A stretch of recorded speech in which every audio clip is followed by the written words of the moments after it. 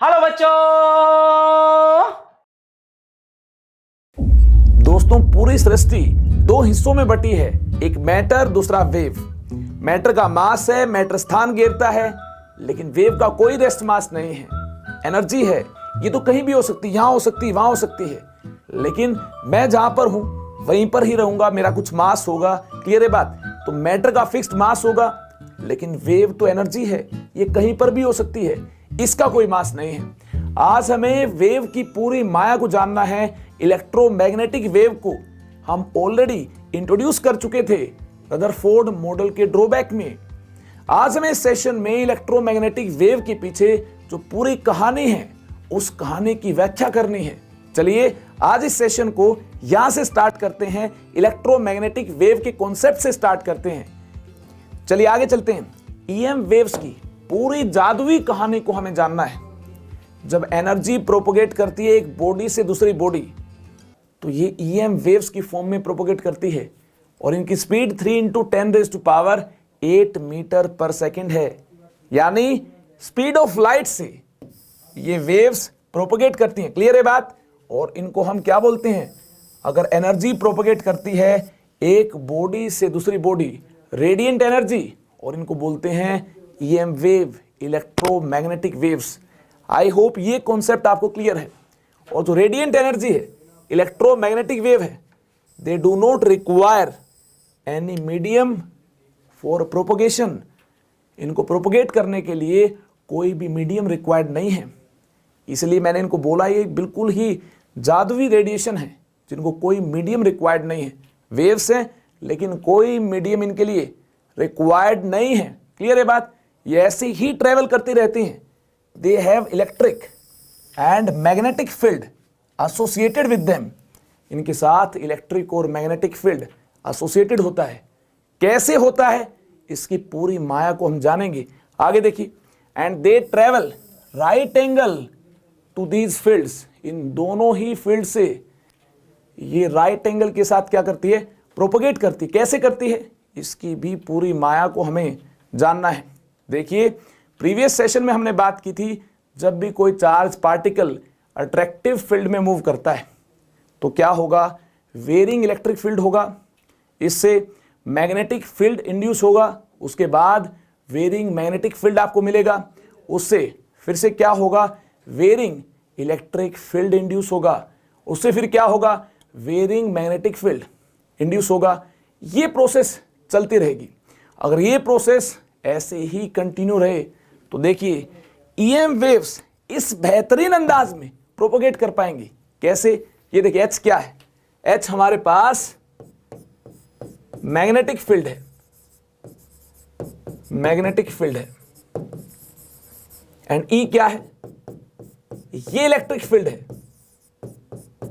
ये electric field है। Varying electric field, varying magnetic field, इस प्रकार से वेरी होंगे। देखिए, और ये क्या? देखिए, डायरेक्शन ऑफ प्रोपोगेशन है, direction of propagation. EM waves की डायरेक्शन ऑफ प्रोपोगेशन से दोनों ही फील्ड देखिए 90 डिग्री पर है। ये देखिए, आप देख सकते हैं, ये जो ब्लू से इंडिकेट किया गया है, ये कौन सा फील्ड है? ये वेरिंग मैग्नेटिक फील्ड है। इससे क्या इंड्यूस होगा? इससे इलेक्ट्रिक फील्ड इंड्यूस होगा। और ये क्या होगा? देखिए, ये है वेरिंग इलेक्ट्रिक फील्ड, और फिर इससे क्या इंड्यूस होगा? इससे इंड्यूस होगा मैग्नेटिक फील्ड। और ये प्रोसेस ऐसी चलती जाएगी, और इस प्रकार से ईएम वेव्स की प्रोपगेशन की डायरेक्शन आपको मिल जाएगी। इसकी और पूरी माया को आप जानेंगे फिजिक्स में। यहाँ तो यही है, ये जो वेव्स हैं ये आपकी इस प्रकार से इस बेहतरीन अंदाज में प्रोपोगेट करती हैं, इलेक्ट्रिक एंड मैग्नेटिक फील्ड। ध्यान से देखिए, इस प्रकार से वेरिंग इलेक्ट्रिक फील्ड से वेरिंग मैग्नेटिक फील्ड प्रोड्यूस होगा, और इस प्रकार से डिस्टर्बेंस ऐसे ही प्रोपोगेट करती रहेगी, और ये होगी इसकी डायरेक्शन ऑफ प्रोपोगेशन। इसकी और पूरी माया डिटेल में आप जानेंगे फिजिक्स में। चलिए हम आगे चलते हैं। वेव से रिलेटेड ये जितने इंफॉर्मेशन हमें ईएम वेव से रिलेटेड चाहिए थी, ये थियोरेटिकल इंफॉर्मेशन हमें मिल चुकी है। अब हमें वेव से रिलेटेड कुछ जनरल पॉइंट्स को कवर करना है। जैसे कुछ जनरल टर्म्स हमें जाननी है, क्रस्ट एंड ट्रफ क्या है? The upper most point of the wave is called crust and lower most point, lower most portion is called trough. देखिए वेव कैसी होगी, ये वेव है, ये y है, ये y है, ये x है। तो देखिए टॉप मोस्ट पॉइंट ये क्या होगा, ये क्रस्ट होगा एंड लोअर मोस्ट पॉइंट ये देखिए क्या होगा, ये ट्रफ होगा। आई होप पॉइंट नंबर 1 आप एक बेहतरीन अंदाज में अंडरस्टैंड कर चुके हैं। अब बारी है पॉइंट नंबर 2 की। देखिए पॉइंट नंबर 2 क्या है, वेवलेंथ लैम्डा। वेवलेंथ लैम्डा को हमें जानना है, नाम तो आपने सुना होगा ही लैम्डा का, वेवलेंथ लैम्डा। देखिए इसको कैसे रिप्रेजेंट करते हैं, लैम्डा को ऐसे रिप्रेजेंट करते हैं। लैम्डा है क्या, आइए इसकी बात करें। It is defined as distance between two nearest crest और टू नियरेस्ट ट्रफ, यानी जो टॉप मोस्ट पॉइंट है जो बिल्कुल पास है उनके बीच का डिस्टेंस, या फिर जो लोअर पोर्शन है उसके जो पॉइंट्स है जो बिल्कुल पास है उनका डिस्टेंस। ये क्या होगा, ये लैम्डा होगा, वेवलेंथ होगी। देखिए कैसे, ये आपके पास एक वेव है, ये आपके पास एक वेव है। देखिए ये y है, ये x है, ये y है, ये x है। देखिए ये जो टॉप मोस्ट पॉइंट है जो सबसे पास है इनके बीच का डिस्टेंस ये क्या होगा, ये लैम्डा होगा। यहां से यहां तक ये क्या होगा, लैम्डा होगा। और सबसे नीचे सबसे पास जो 2 पॉइंट है, देखिए ट्रफ में आपने बात की इनकी, जो सबसे पास है इनके बीच का डिस्टेंस ये भी क्या होगा, ये भी लैम्डा होगा। और अगर थोड़ा सा आप दिमाग लगाएंगे, थोड़ा सा ही लगाना है, देखिए ये जो डिस्टेंस होगा यहां से यहां तक का, ये भी क्या होगा, ये भी लैम्डा होगा। आप अपनी आंखों से देखकर बता सकते हैं ये डिस्टेंस भी क्या होगा, लैम्डा होगा। यह लैम्डा क्या है, वेवलेंथ है। वेव की क्या है, वेवलेंथ है। इसको हम मीटर में मेजर कर सकते हैं। जी हाँ, डिस्टेंस है तो मीटर में भी इसकी बात की जा सकती है, इसकी बात एंगस्ट्रॉम में भी की जा सकती है, इसकी बात पिकोमीटर में भी की जा सकती है, सेंटीमीटर में, और मीटर में तो मैं आपको बता ही चुका हूं, नैनोमीटर में भी इसकी बात की जा सकती है। तो यूनिट्स कन्वर्जन में काफी स्टूडेंट्स को प्रॉब्लम आती है। आपको कोई भी प्रॉब्लम ना पाए इसलिए मैंने देखिए डेटा आपसे शेयर किया है। 1 एंगस्ट्रॉम 10⁻⁻10 मीटर के इक्वल है। 1 पिकोमीटर 10⁻⁻12 मीटर के इक्वल है। 1 नैनोमीटर 10⁻⁻9 मीटर के इक्वल है। एंड 1 सेंटीमीटर 10⁻⁻2 मीटर के इक्वल है। आई होप ये डेटा आपने नोट कर लिया होगा और ये कॉन्सेप्ट आपको एक बेहतरीन अंदाज में क्लियर हो चुका होगा। चलिए ध्यान से देखिए, पॉइंट नंबर 1, पॉइंट नंबर 2 के बाद अब बारी है पॉइंट नंबर 3 की। पॉइंट नंबर 3 में हमें वेलोसिटी की बात करनी है, वेलोसिटी c की बात करनी है। EM वेव्स की वेलोसिटी वैक्यूम में किसके इक्वल है, 3 × 10⁸ मीटर पर सेकेंड के इक्वल है। क्या है ये, distance covered by the wave in 1 second, यानी जो पार्टिकल के लिए स्पीड डिफाइन करते हैं ऐसे ही वेव के लिए डिफाइन करने हैं। और वैक्यूम में इसका डेटा क्या है ये हमें लर्न करना है। Velocity of wave, velocity of EM wave, EM wave in vacuum is 3 × 10⁸ metre per second. I hope इसको आपने याद कर लिया होगा। चलिए इसके बाद आगे चलते हैं। पॉइंट नंबर 4 क्या है, एम्पलीट्यूड की हमें बात करनी है, वेव के एम्पलीट्यूड की हमें बात करनी है। एम्पलीट्यूड ऑफ वेव क्या है ये हमें जानना है। हाइट ऑफ क्रस्ट और डेप्थ ऑफ ट्रफ, ये क्या है, एम्पलीट्यूड है। देखिए बिल्कुल सिंपल है, ये वेव है, ध्यान से देखिए, ये वेव है और इसमें देखिए ये जो हाइट आप देख रहे हैं ये एम्पलीट्यूड कैपिटल ए है और ये डेप्थ आप देख रहे हैं इतनी ही होगी जितनी हाइट होगी, यानी ये क्या होगा वेव का, ये भी एम्पलीट्यूड होगा। क्लियर है बात। तो ये देखिए ये टॉप मोस्ट पॉइंट क्रस्ट है और ये देखिए लोअर मोस्ट पॉइंट ये क्या है, ये ट्रफ है। ये देखिए यहां से यहां तक अगर इस डिस्टेंस की बात की जाए, ये वेवलेंथ लैम्डा है और ये एक सुंदर सी वेव आपके सामने है। क्लियर है बात? आई होप इसको आपने अंडरस्टैंड कर लिया होगा। और वैक्यूम में इसकी स्पीड क्या होगी? 3 × 10⁻8 मीटर पर सेकेंड होगी। अगर इतनी कहानी आप जान चुके हैं तो इसके बाद वक्त हो गया है पॉइंट नंबर 5 को जानने का। फ्रीक्वेंसी क्या है? फ्रीक्वेंसी को इस बेहतरीन अंदाज में देखिए न्यू से डिनोट करते हैं। किससे डिनोट करते हैं? न्यू से। ऐसे डिनोट करते हैं फ्रीक्वेंसी पॉइंट नंबर 5 को। क्या है frequency? The number of waves passing through a point in 1 second is called frequency. एक पॉइंट से कितनी वेव पास हो पाएंगी, इसका आइडिया हमें किससे मिल पाएगा? देखिए डिस्टेंस कवर्ड से इसका आइडिया हमें मिल पाएगा। डिस्टेंस कवर्ड अगर लैम्डा है, डिस्टेंस कवर्ड लैम्डा है तो नंबर ऑफ वेव्स क्या होंगी? नंबर ऑफ वेव्स, ध्यान से देखिए, distance covered is lambda, the number of wave 1 होगी। कैसे 1 होगी इसकी भी बात की जाएगी। देखिए यहां से यहां तक, यहां से यहां तक डिस्टेंस कवर्ड क्या है? लैम्डा है, एक वेव है। अगर यहां पर लैम्डा डिस्टेंस कवर हुआ है तो एक वेव पास हो पाएगी। क्लियर है बात? तो आगे चलते हैं। आगे देखिए डिस्टेंस कवर्ड अगर लैम्डा है तो वेव 1 है। डिस्टेंस कवर्ड यूनिट है तो नंबर ऑफ वेव 1/λ। अगर डिस्टेंस कवर्ड स्पीड के इक्वल है 1 सेकेंड में, ये आप जानते हैं डिस्टेंस कवर्ड इन 1 सेकेंड किसके इक्वल है? स्पीड के इक्वल है। डिस्टेंस कवर्ड इन 1 सेकेंड ये c है तो नंबर ऑफ वेव्स क्या होंगी? ध्यान से देखिए, ये होंगी c × 1/λ, c/λ, यानी number of waves passing through 1 point, number of waves passing through 1 point in 1 second. जब डिस्टेंस कवर्ड 1 सेकेंड में c है तो number of waves passing through 1 point in 1 second क्या होंगी? c/λ होंगी। ये क्या है? फ्रीक्वेंसी है। फ्रीक्वेंसी न्यू है c/λ। इसके इस बेहतरीन रिजल्ट को आपको याद करना है। और आइए यूनिट की बात करें।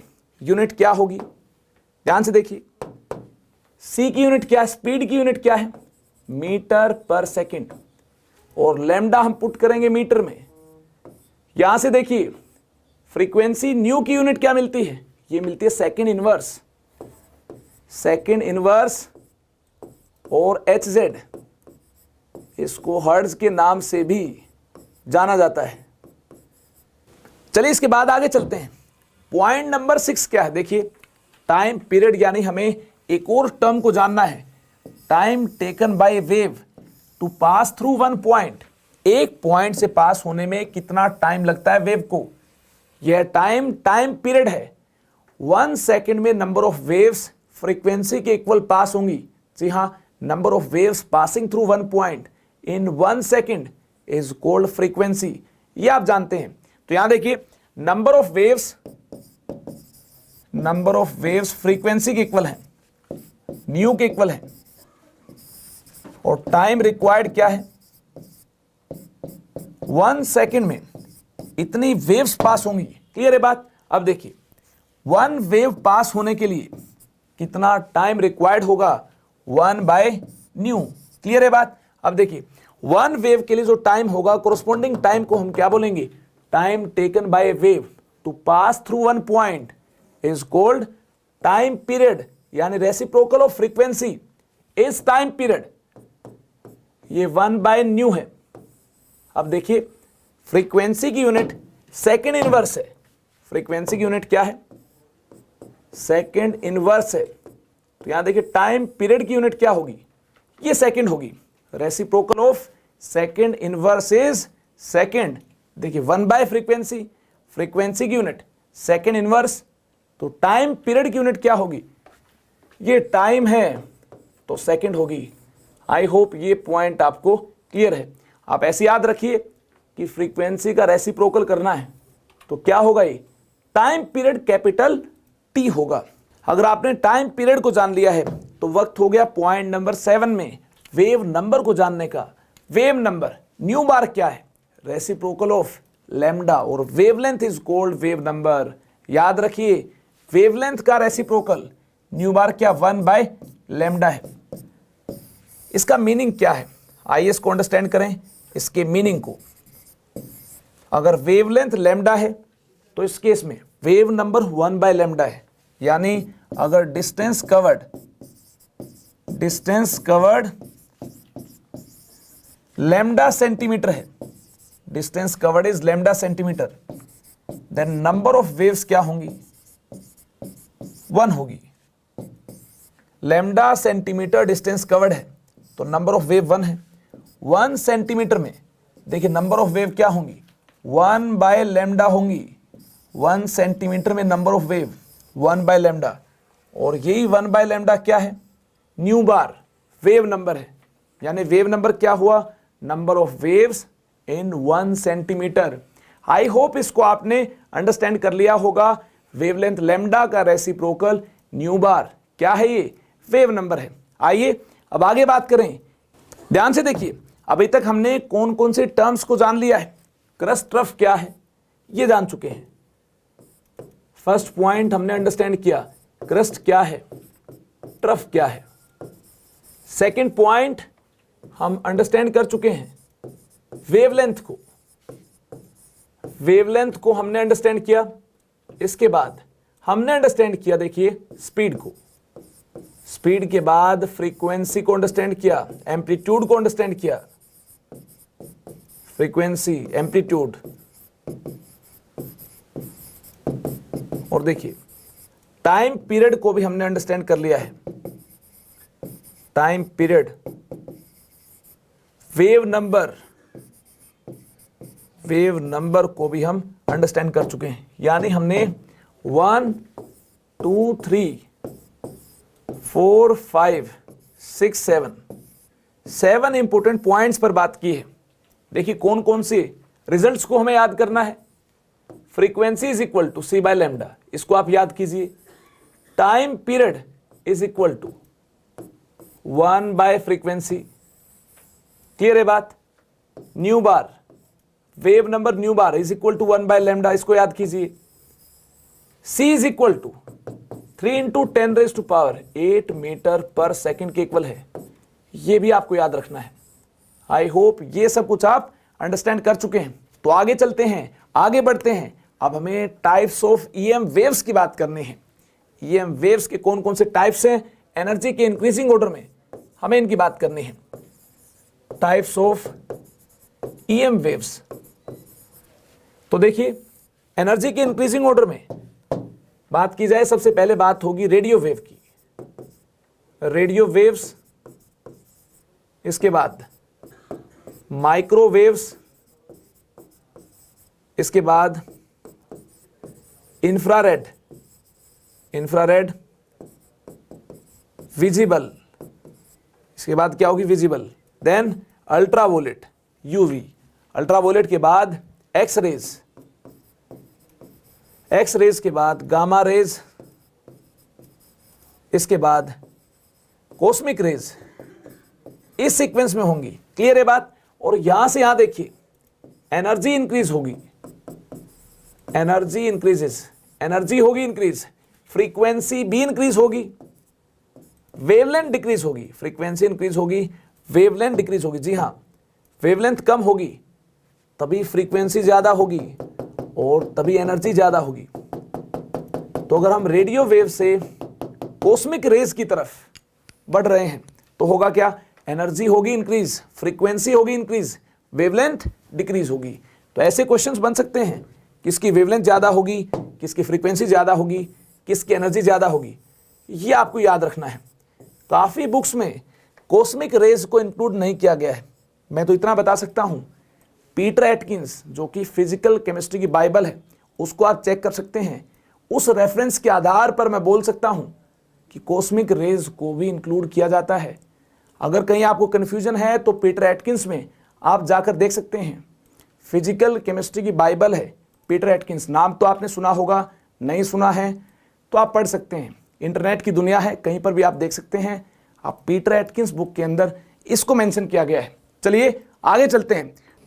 ध्यान से देखिए, इसके बाद वक्त हो गया है कुछ बेहतरीन क्वेश्चंस को डिस्कस करने का। फर्स्ट क्वेश्चन आपके सामने है, the Vividh Bharati station of All India Radio broadcast on a frequency of 1368 kilohertz, calculate the wavelength of electromagnetic wave emitted by transmitter. हमारे पास फ्रीक्वेंसी है और हमें वेवलेंथ कैलकुलेट करनी है। तो सबसे पहले हमें इसको किलोहर्ट्ज से हर्ट्ज में कन्वर्ट करना होगा। कैसे करेंगे? देखिए, 1 kilohertz is equal to 1000 hertz. Clear है बात? अब देखिए फ्रीक्वेंसी क्या होगी, ये होगी 1368 इंटू 1000, इतनी हर्ट्ज फ्रीक्वेंसी होगी। इसके बाद वेवलेंथ की बात करनी है।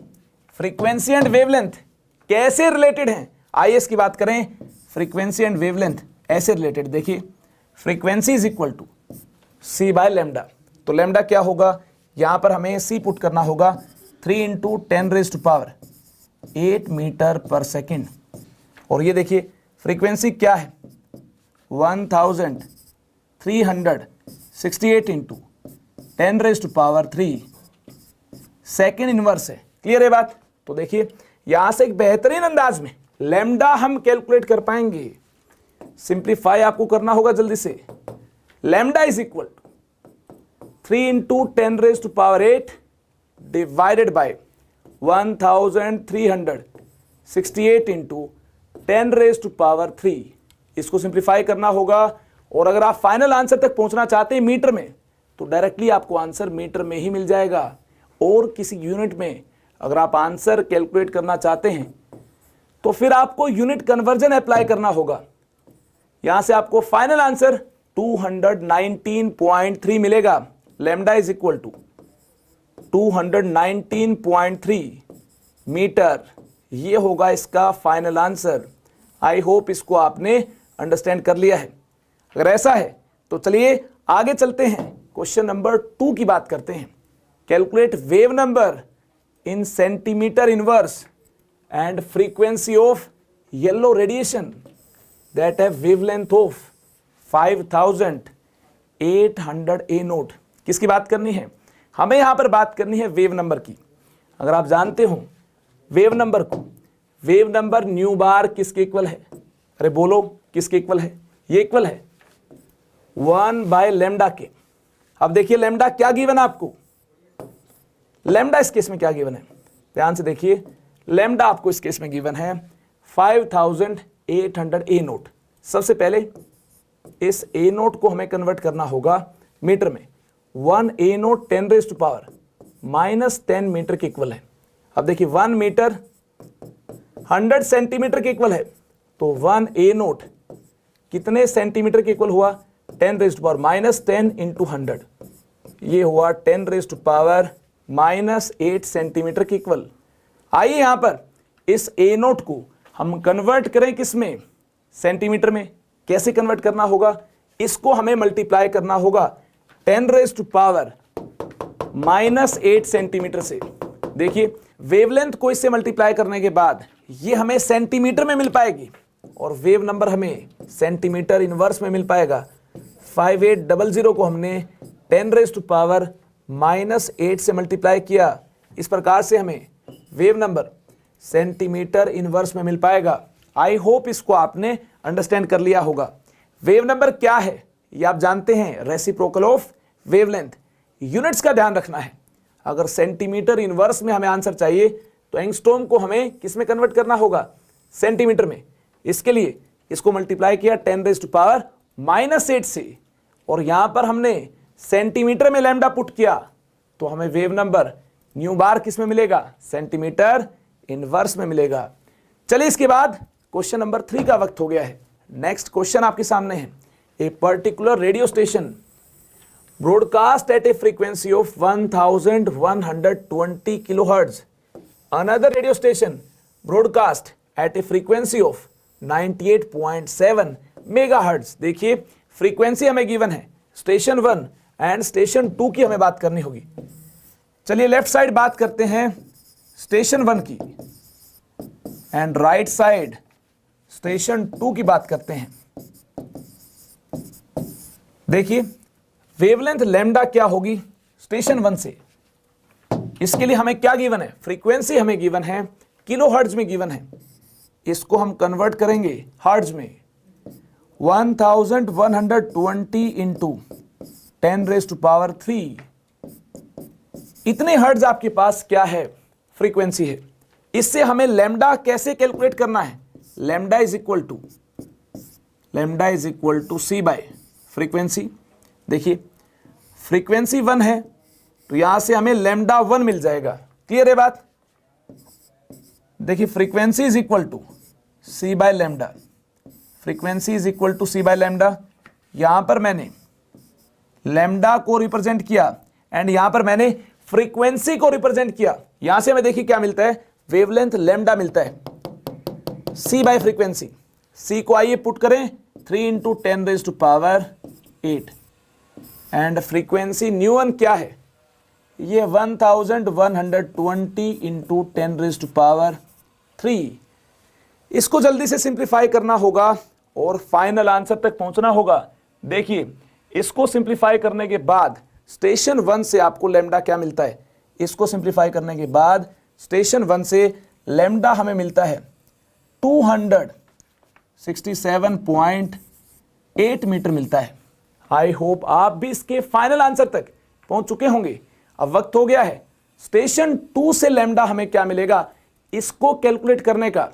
देखिए स्टेशन 2 से हमें फ्रीक्वेंसी 2 मिलती है 98.7 मेगा हर्ट्ज। इसको हर्ट्ज में कन्वर्ट करने के लिए 10⁻6 से मल्टीप्लाई करना होगा। यहां से हमें फ्रीक्वेंसी 2 मिल जाएगी। इसके बाद हमें लैम्डा 2 सिमिलर अप्रोच से कैलकुलेट करना होगा, यानी सी को डिवाइड करना होगा किससे, फ्रीक्वेंसी 2 से। सी क्या है, 3 इंटू 10⁻8 है, डिवाइडेड बाय फ्रीक्वेंसी 2 98.7 इंटू 10⁻6। जल्दी से इसको सिंप्लीफाई कीजिए और फाइनल आंसर तक पहुंचिए। क्या मिलता है यहां से, आई होप आपने इसको सिंप्लीफाई भी कर लिया होगा। अगर आप इसको सिंप्लीफाई कर चुके हैं तो ध्यान से देखिए, आपको यहां से मिलता है 3.03 मीटर। यह होगा इसका फाइनल आंसर। देखिए लाइट के वेव बिहेवियर के बारे में हम काफी बातें कर चुके हैं, काफी सारे टर्म्स जान चुके हैं। अब वक्त हो गया है लाइट के पार्टिकल बिहेवियर का। यह सबसे पहले मैक्स प्लैंक ने बताया। देखिए किस बेहतरीन अंदाज में मैक्स प्लैंक ने पार्टिकल नेचर ऑफ लाइट की बात की, पार्टिकल नेचर ऑफ लाइट की बात की। देखिए जैसे वाटरफॉल के दौरान हमें ऐसा लगता है कंटिन्यूअस मैटर है, लेकिन कंटिन्यूअस होता नहीं है, सारे वाटर मॉलिक्यूल्स इंडिपेंडेंट है। वैसे ही जब लाइट प्रोपोगेट करती है तो वहां पर इस प्रकार से पार्टिकल बिहेवियर को मैक्स प्लैंक ने कंसिडर किया। देखिए उनके अकॉर्डिंग ये लाइट स्मॉल पैकेट से बनी होगी और ये जो पैकेट है ये क्वांटम है। क्या है, क्वांटम है, ये क्वांटम है। अगर लाइट का पैकेट है तो इसे फोटोन भी बोला जा सकता है। क्लियर है बात। तो देखिए रेडिएंट एनर्जी एमिटेड और absorbed bye a body is not continuously but discontinuously in the form of small discrete packets of energy. These packets are called quanta. Quanta quantum का प्लूरल है। क्लियर है बात। तो इस प्रकार से हम इसे एक पैकेट को क्या बोल देंगे, क्वांटम बोल देंगे, और लाइट का है तो इसे हम फोटोन बोल देंगे। क्लियर है ना ये बात। देखिए अगर आपने पॉइंट नंबर 1 को अंडरस्टैंड कर लिया है तो इसकी हमें एक बार फिर से यहां बात करनी होगी ताकि और ज्यादा क्लैरिटी मिल जाए। ये हमारे पास इस लाइट से एसोसिएटेड एनर्जी पैकेट्स हैं। इनकी फ्रीक्वेंसी वही होगी जो फ्रीक्वेंसी वेव की होगी, और ये पैकेट्स डिस्क्रीट हैं, डिसकंटिन्यूअसली एब्जॉर्ब होंगे और डिसकंटिन्यूअसली ही एमिट होंगे। जैसे मैंने आपको एग्जांपल दिया वाटर का, ऐसे ही ये डिस्क्रीट होंगे। आई होप इस पॉइंट को आपने अंडरस्टैंड कर लिया है। तो मैक्स प्लैंक के अकॉर्डिंग देखिए एक और पॉइंट आपके सामने है। In case of light, the smallest packet of energy is called photon. But in general case, the smallest packet of energy is called quantum. Light के केस में स्मॉलेस्ट पैकेट को क्या बोलेंगे? इसको हम फोटोन बोल देंगे। लाइट के केस में फोटोन बोल देंगे। लेकिन जनरल केस में स्मॉलेस्ट पैकेट को हम क्या बोल सकते हैं? स्मॉलेस्ट पैकेट को क्वांटम बोल सकते हैं। Smallest packet is named as quantum. I hope इसको आपने अंडरस्टैंड कर लिया होगा। जो फोटोन है ये क्वांटम है, लेकिन हर क्वांटम फोटोन नहीं है। लाइट के केस में ही क्वांटम क्या होगा? फोटोन होगा। जनरल केस में क्या होगा? क्वांटम होगा। लाइट के केस में स्मॉलेस्ट पैकेट क्या होगा? फोटोन होगा।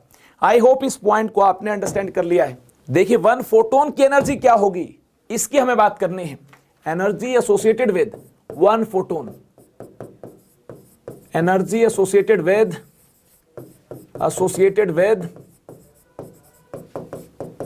One photon according to Max Planck is directly proportional to frequency of light. देखिए, is directly proportional to frequency.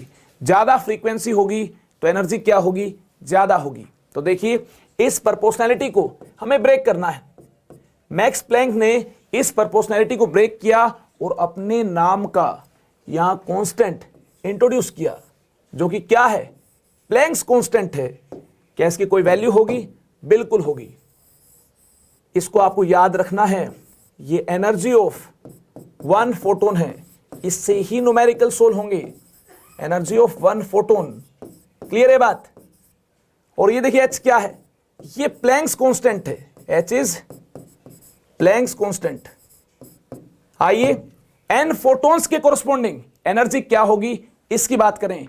Energy of one photon आप जानते हैं, लेकिन लाइट में अगर एन फोटोन है, लाइट के साथ अगर एन फोटोन एसोसिएटेड है तो एनर्जी क्या होगी? ये देखिए, ये लाइट है, इसके साथ एसोसिएटेड है एन फोटोन्स, इस प्रकार से। तो यहां देखिए, total amount of energy transmitted from one body to another body will be some integral multiple of energy of a quantum. जी हां, एनर्जी ऑफ ए क्वांटम क्या है? एच न्यू है।